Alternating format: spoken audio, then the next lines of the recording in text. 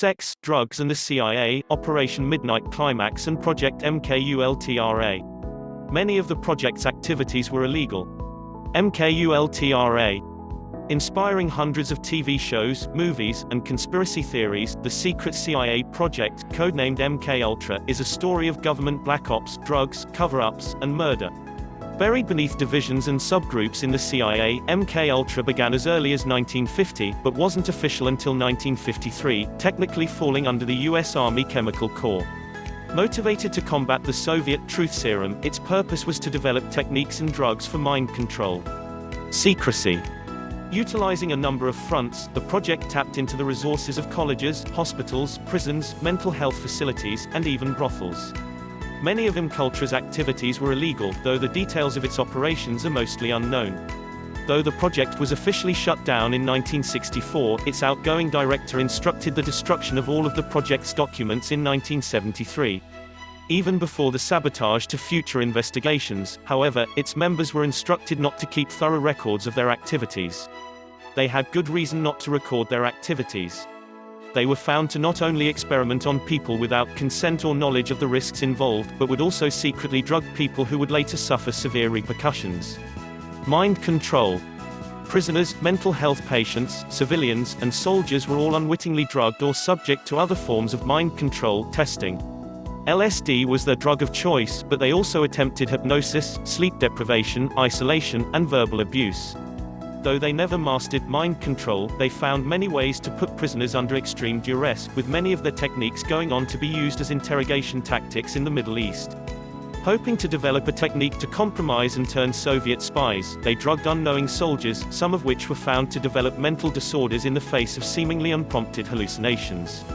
With sparse records, few subjects were ever checked up on afterward, and Senate committees would end up paying hundreds of thousands in recompensation to families, proving the project existed. While carrying out a Freedom of Information Act request, it was a budget office that stumbled across financial records of MKUltra in 1977. Used as evidence in a Senate investigation, it wasn't until 2001 that some of the documents were declassified. They revealed surface-level information about some of the projects. Budgeted projects, up to 26 tests on unwilling participants. 8 projects on hypnosis. 4 magician's arts projects. 1 project on electroshock, ESP, and aerosols. 1 to 2 projects on controlling animals and organic energy. Operation Midnight Climax. With a true mission relegated to secret bosses and shadow fronts, one operation, directed by Bureau of Narcotics agent George H. White, became especially questionable. Essentially, he set up a brothel in which the US government paid for prostitutes to lure clients to a safe house, drug them, and then watch what happened through cameras and two-way mirrors in the rooms. Recruiting a few prostitutes to establish a cover, it's unclear how willing the sex workers were to drug unwilling participants for the government. White, however, cared little about a participant's willingness. After his advances were denied by a local club singer, Ruth Kelly, he drugged her with LSD just before she went up to perform on stage to, once again, see what happens. She made it through her performance and escaped to a hospital before the agent could intercept her. Murder and cover-up. Killed in 1953, Frank Olson's family wouldn't know the secret cause of his death for 22 years. Apparently falling from the 13th floor of a hotel in New York City, newspapers said he committed suicide from stress at his job with the Army.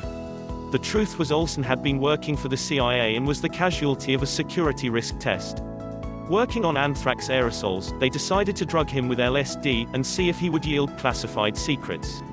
After the bout, he became confused, seeking help from less than scientific means. After facing a litany of treatment, including hypnosis and alcohol, he was found dead days later. According to the Washington Post, a scrap of paper was found in his pocket with the initials G.W. and the address of George White's New York safe house. It wasn't until his body was exhumed in 1994 that forensics experts confirmed he had been struck on the head before being thrown from the window.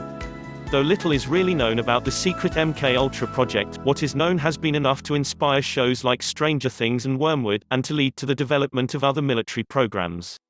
Meanwhile, legions of conspiracy theorists and affected families continue to seek answers.